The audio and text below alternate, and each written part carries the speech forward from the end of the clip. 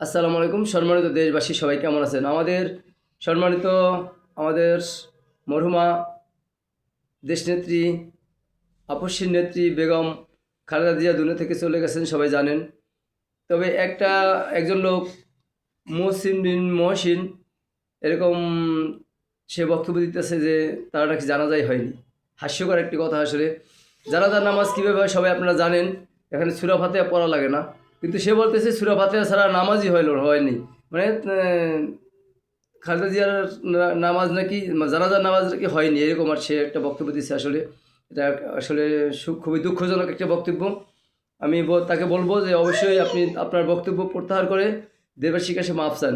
কারণ ওখানে জুমার আমাদের যে নামাজ বাইতুল মোকাররমে জুমা নামাজ পড়া আমাদের বাইতুল মোকাররমের খতিব সাহেব, সেই জানাজা নামাজ পড়েছে। সে একজন বিজ্ঞ আলেম এবং সারা বিশ্বের তার লেখা বইগুলো পড়ে, ইসলামী দেশগুলো তার লেখা বইগুলো পড়ে এবং সে একজন বড় আলেম। জানাজা নামাজ সবাই জানে এবং মোটামুটি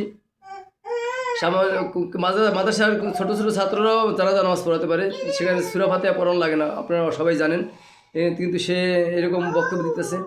আসলে সে যে কিন্তু কোন ধরনের আলেম আমি বুঝতে পারতেছি না। আসলে প্রায় 20 থেকে 25 লক্ষ লোক হয়েছে জানা যায়, আলহামদুলিল্লাহ সুমা আলহামদুলিল্লাহ। আল্লাহ তাআলা তাকে জান্নাতের উচ্চ মাকাম দান করুক। আমাদের আপসী নেত্রী, আমাদের দেশ নেত্রী বেগম খালেদা জিয়াকে আল্লাহ তাআলা জান্নাতের উচ্চ মাকাম দান করুক। সবাই দোয়া করবেন আশা করি। তো